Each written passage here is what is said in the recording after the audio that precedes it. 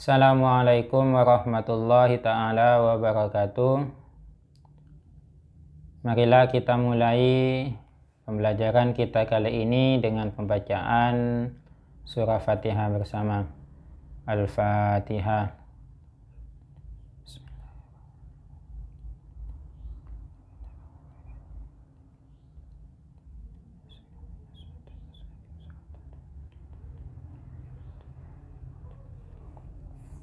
Bismillahirrahmanirrahim.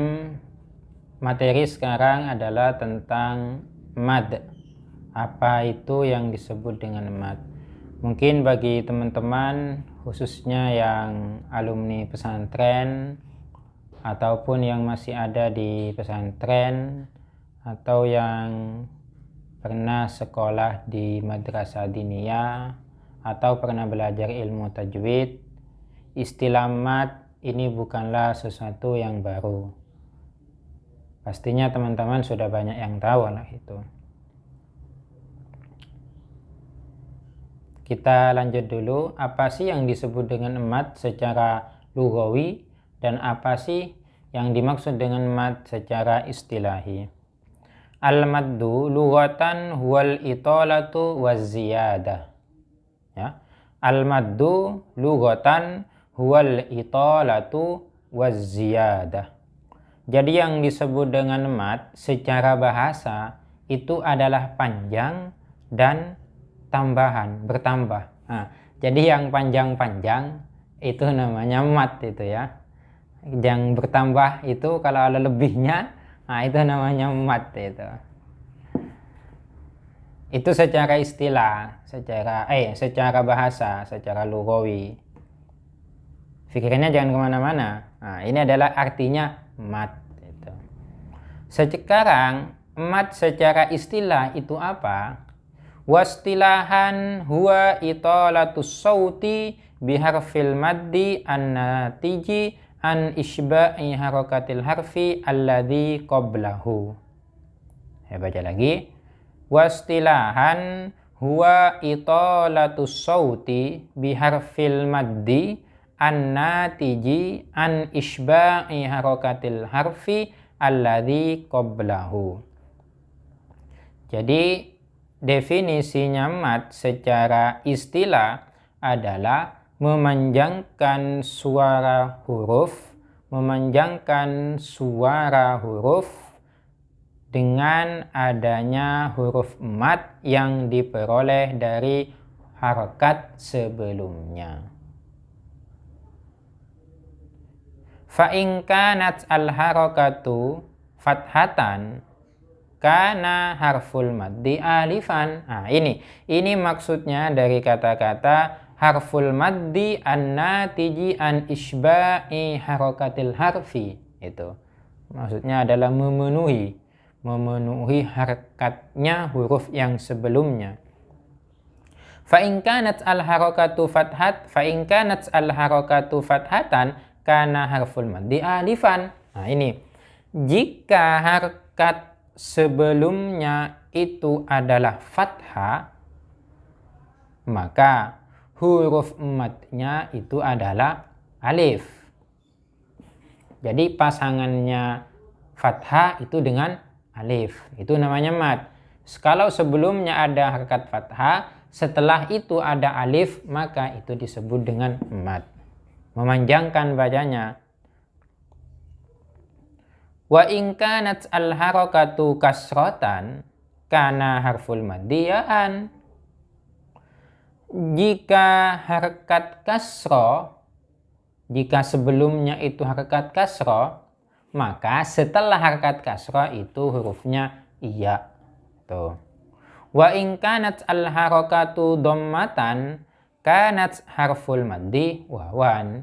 Jika harakatnya itu dhamma, maka pasangannya atau huruf madnya itu adalah waw.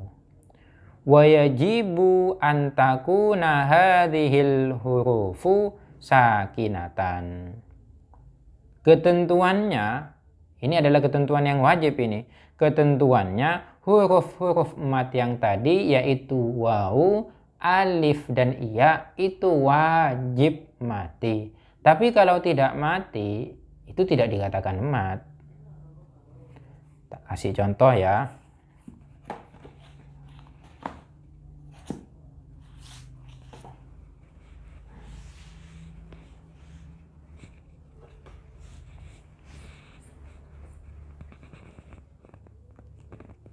Ini yang kita tahu pasangannya dulu ya.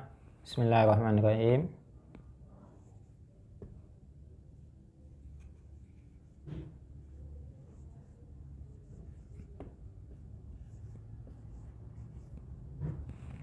Kita tahu pasangannya. Kalau pasangan hakikatnya itu adalah dhamma, pasangannya itu adalah wawu. Jika hakikatnya itu adalah alif, jika hakikatnya itu adalah fathah, maka pasangannya itu adalah alif. Ini kesimpulannya. Jika hakikatnya itu adalah kasroh, maka pasangannya itu adalah iya. Ketentuan waw alif iya ini hukumnya wajib mati, harus sukun ini, tidak boleh berharokat, harus sukun. Harus sukun.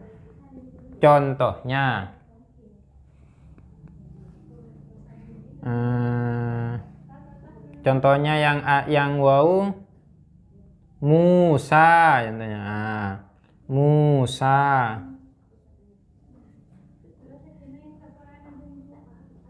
Nah, ini harus mati wawunya, Musa.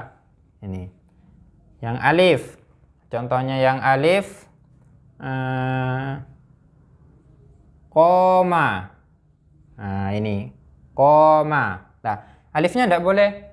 Di mana-mana yang namanya alif tidak ada yang berharokat ya. Yang namanya alif itu pasti tidak ada harokatnya. Yang ada harokatnya itu namanya hamzah. Kalau alif selamanya dimanapun berada itu tidak boleh ada harokatnya. Sekarang yang iya, contohnya yang iya. Apa contohnya yang iya? Munirun. Nah, munirun. Munirun. Nah, ini. Ini ada ya mati, sebelumnya ini ada kasroh. Nah, sesuai kan? Nah, jadi waw, alif, dan iya ini disebut dengan mat. Tapi kalau ternyata wawunya itu berharokat, contohnya yang berharokat, kalau ini tidak mungkin ada. Apa contohnya waw yang berharokat? Apa kira-kira contoh waw yang berharokat yang sebelum waw itu harokatnya dhamma?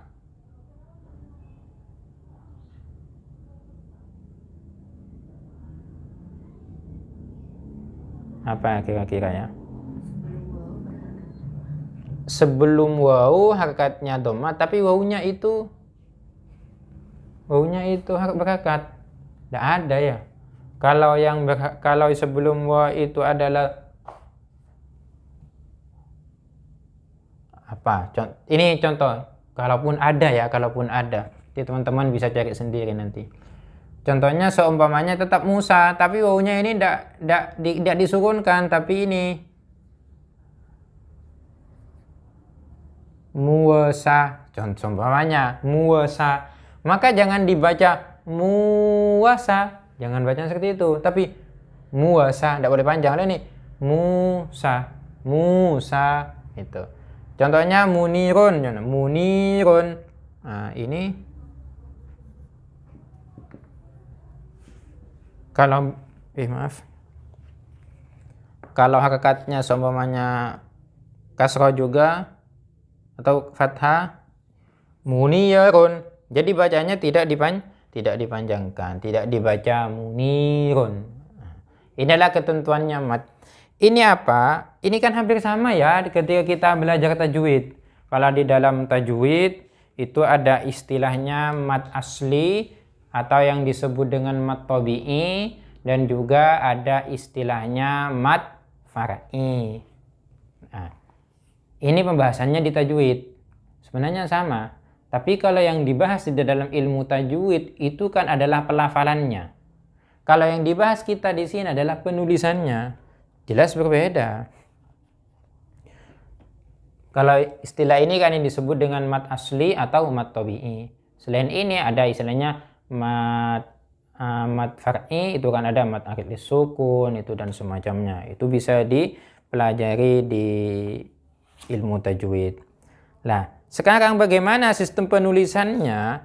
Jika tulisannya telinga kita mendengarnya itu panjang, maka tulisannya itu dipanjangkan juga. Contohnya koma, saya bilang koma Zaidun. Contohnya ya.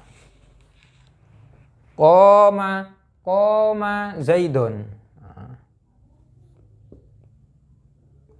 Kasih di bawah saja biar enak. Saya contohnya koma Zaidun. Nah, maka teman-teman menulisnya, karena saya membacanya panjang, koma Zaidun, maka nulisnya jangan seperti ini. Jangan seperti ini. Koma Zaidun. Nah, jangan seperti yang di bawah. Salah kalau menulisnya seperti di bawah.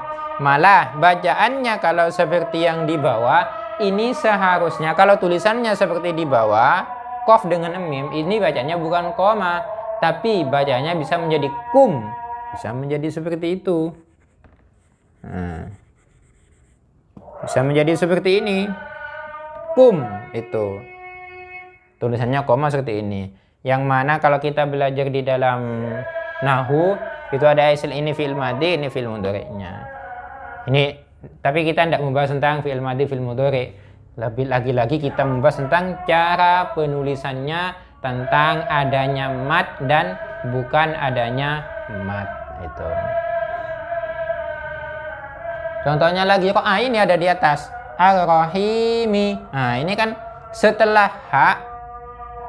Nah, setelah hak, ini kan ada hak hakikatnya kasroh. Setelah hak ini ada iya itu sukun, maka ini disebut dengan mat. Dan tulisannya itu dipanjangkan, bacanya juga dipanjangkan. Maksudnya dipanjangkan, kalau kita mendengar ya seperti ini tulisannya sudah.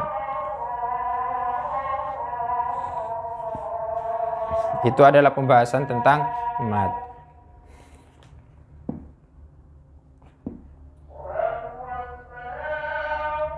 Sekarang tugas.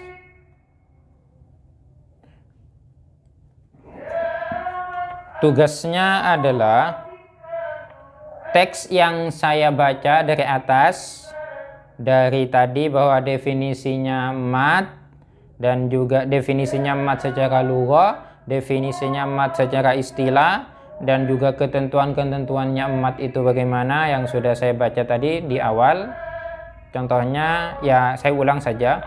Al-maddu lughatan huwal italatu waz ziyadatu. Wastilahan huwa italatus sauti biharfil maddi an-natiji an isba'i harakatil harfi alladhi qablahu. Fa in kanat al-harakatu fathatan kana harful maddi alifan. Wa in kanat al-harakatu kasratan kana harful maddi ya'an. Wa in kanat al-harakatu dhammatan kana harful maddi wawan. Wa yajibu an takuna hadhil hurufu sakinatan ay ariyatan anil harakati. Tugasnya adalah silahkan teman-teman ditulis mat pada kalimat tersebut. Contohnya al-itolah, itu kan ada matnya, maka itu yang ditulis. Al-itolah itu ditulis. Kalau contohnya lughatan itu kan tidak ada matnya, tidak perlu ditulis.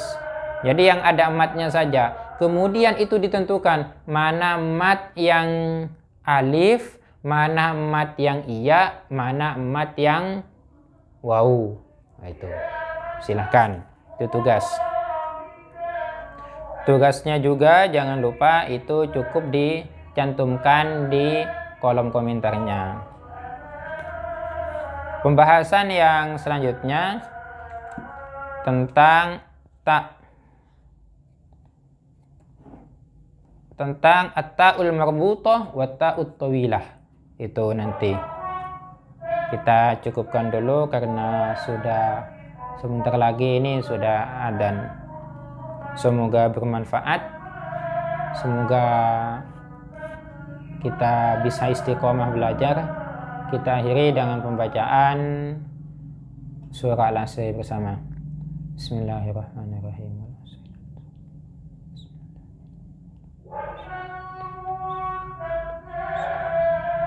Assalamualaikum warahmatullahi ta'ala wabarakatuh.